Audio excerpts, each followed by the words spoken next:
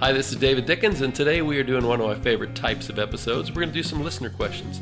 We got one from Steve, who is just told he's getting laid off. Roger just had his first grandson and wants an idea on maybe how to do something for that young man financially. And Amy, dad just died. She's going to inherit some assets and wants a little bit of help on that. So ought to be a pretty interesting episode. I will get Walter, and we will get started. Do you need help protecting your finances as you enter retirement? David Dickens of KC Financial Advisors has got you covered. Welcome to the Cover Your Assets KC podcast. Hey, thanks for being with us today for another edition of Cover Your Assets KC. Walter Stroholt with you alongside David Dickens. He is the president and wealth advisor of KC Financial Advisors, serving you in Overland Park, but also serving clients in Kansas City, surrounding communities, and beyond. Wherever you are, you can find more episodes and resources at coveryourassetskc.com. David, it's great to be with you this week. I know you're celebrating some narrow, by a toe, victories for the Chiefs over the last couple of weeks. Literally by a toe, and then last week by Harrison Butker's toe. So it's been, we're all toed up for another fun game this coming weekend. Maybe that's going to be the theme of the season. I don't know, things to do with by a toe. You know, that'd be interesting if that carried all the way through to the Super Bowl or something. That, as long as it goes all the way to the Super Bowl, I don't care what they call it. There you go.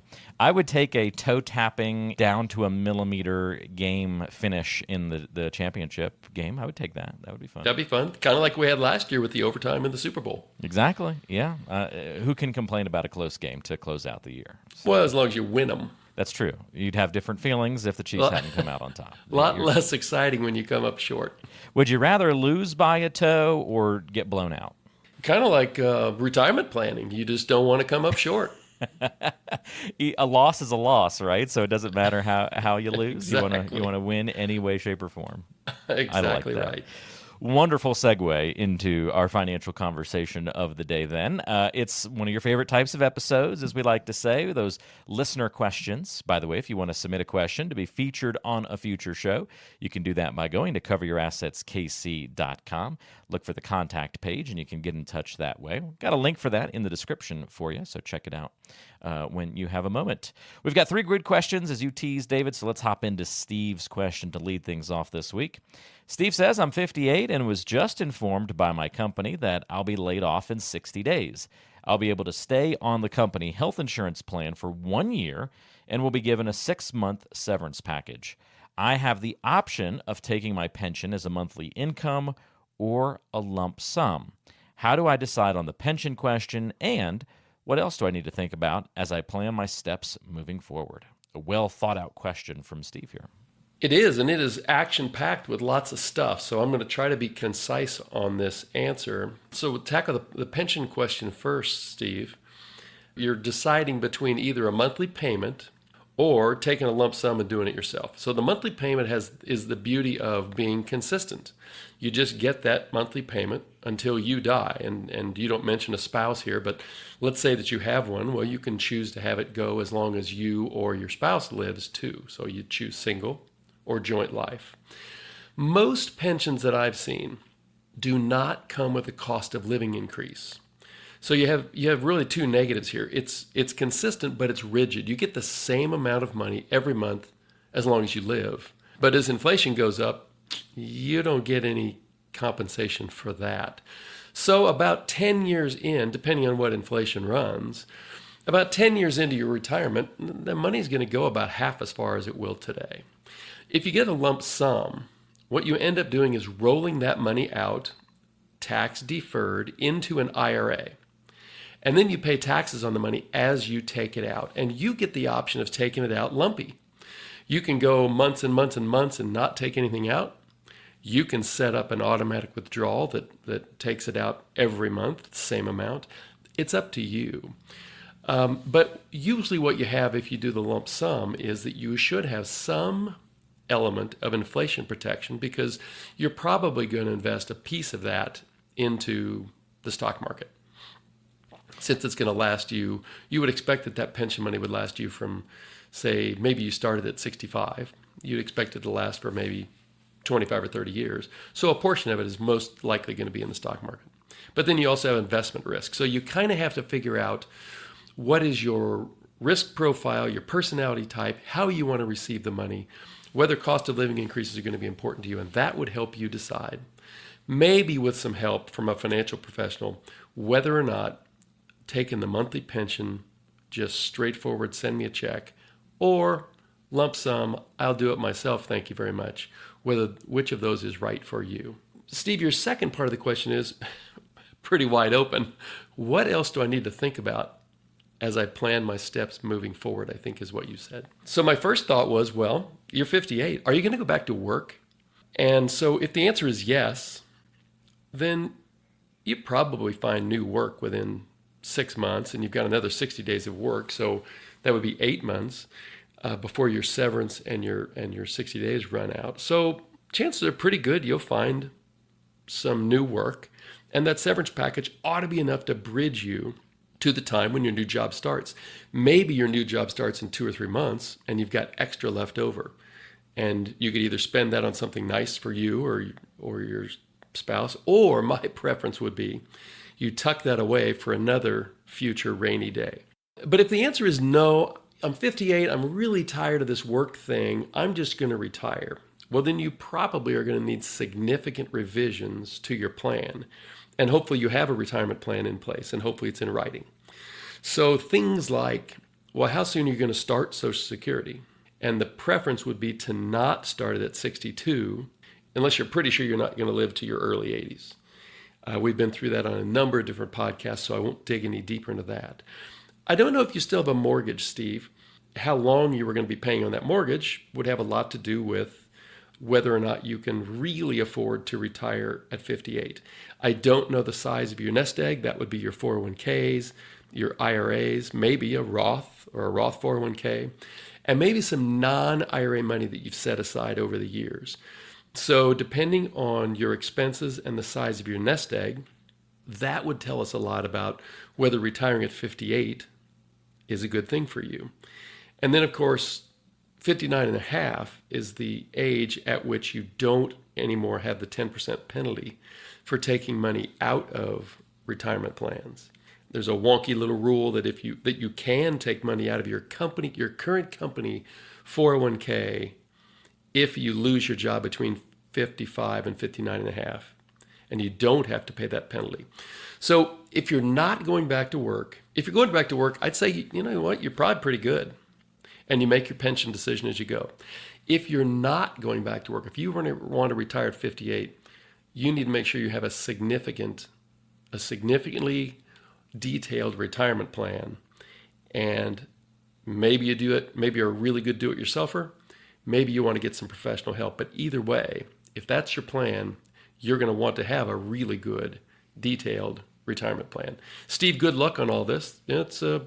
It's either a scary or an exciting time for you, and I don't know which, but hopefully it all works out great for you. Yeah, it's never fun to maybe be exposed or, have to face this situation. But good news for Steve is people have been through this before. You've helped coach people through similar situations before, David. So there's light at the end of the tunnel. There is a way through it, and you've got some tools at your disposal, Steve, to get this answer jump-started, and I hope that helps you.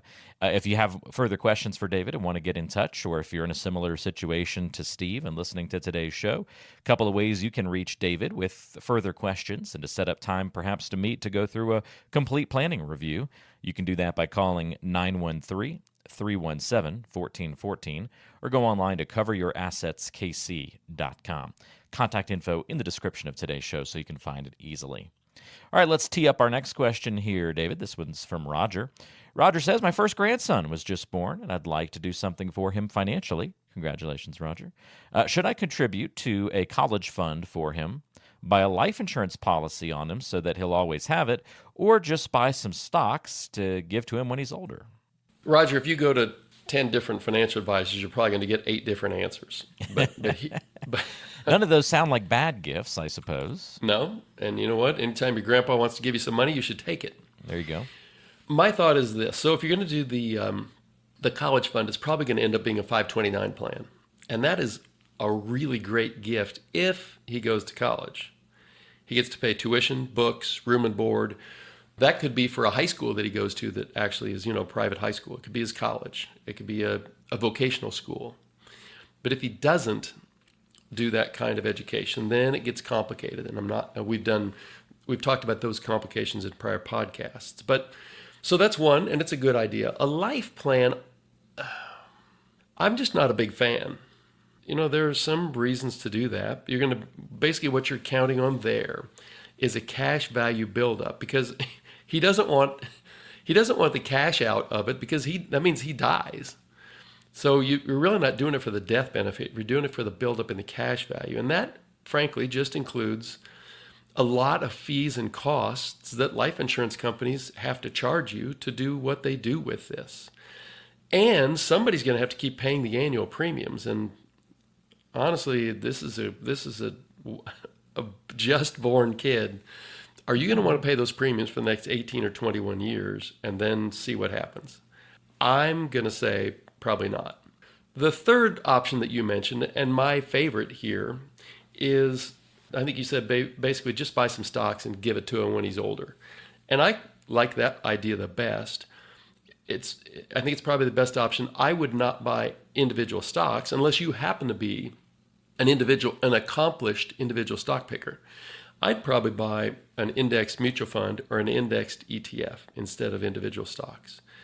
There are a couple ways to own these stocks, these investments for this grandchild. You could open an account in his name. It would be under the Uniform Gift of Minors Act, and it would be you or his parent that would be the custodian of that until age 18, at which point he gets the account and do anything he wants with it. He wouldn't really have any tax implications as long as the interest and the dividends that come out of this account are less than this year $1,300, and that goes up each year. So there might be, in his teen years, there might be some tax implications to it. But anyway, that would be a perfectly great way to go about it. You could open an account in your name with him as the beneficiary. And at that point, you pay the taxes, but maybe you invest in something like the NASDAQ, which pays almost no dividends. It's just very growthy. What you're probably going to have is a fairly decent-sized pot of money whenever you decide then to gift it to him. And right now, just to remind everybody about the gift tax exemptions. This year, you would be able to gift $19,000 to any individual, including this grandson, and you don't have to tell anybody, including the IRS, that you did that. So I don't know what that gift tax exemption is going to be when he turns 16 or 18 or 21, but probably a lot higher than 19,000 because that's on a kind of an inflation-adjusted amount. It goes up, arguably, goes up each year. So that's kind of the lay of the land. I would have a strong preference to investing that money over that 18, 21, 25-year period in diversified basket of stocks. But the 529 wouldn't be a horrible idea, and the life plan would be my third idea. I can just speak from experience here, David. My grandmother gifted small amounts of stock to me and two of my cousins over the years from when we were young. First, it was savings bonds, and then as we got a little bit older, birthdays and Christmases, she would do just small amounts of stock each year. She would do the individual stocks because what she wanted to do was buy companies that we as kids would find interesting and exciting, and also make it a way to help explain that we own now part of that company in a way. And that's a great idea and a really good education for young people to get. It sparked interest in saving and investing and sparked additional questions. And then it was really cool when we owned a little bit of Hershey and Harley Davidson and Disney and other stocks like that over the years. And then as we got older, she matured them a little bit. She bought one in, I think it was like an energy company, because she was like, okay, this is what diversification is. Now, this isn't as exciting and fun as Hershey was and others, but this is, helping now further that education a little bit. But it wasn't Enron. It wasn't Enron. No, I think it was, I don't know, it might have been a British company or maybe Scottish. Well, she had Scottish heritage, so I think she invested in a few Scottish companies. The Royal Bank of Scotland, I think, was one of them, actually. She did a bank stock at some point. So Fun. It was interesting to see, and then some of them would split, and then all of a sudden you owned a little bit of Pizza Hut and Taco Bell, and it was kind of interesting how some of those transpired over the years. And anyway, it was just a neat thing that, in my opinion, sparked a lifelong interest in learning about the markets and saving, and has been with me ever since. And financially, some of those dollars helped go toward ultimately buying my first home. So they helped go toward the down payment of buying my first home, and it was a pretty neat way to say that, hey, the gifts that you were giving me from, the age of 0, essentially, helped buy a home 20 years later, 23, 24 years later. So pretty cool. That's pretty awesome. Do you? So I'm sure you remember. I almost said, do you remember? But did she open individual accounts for you guys, or did she?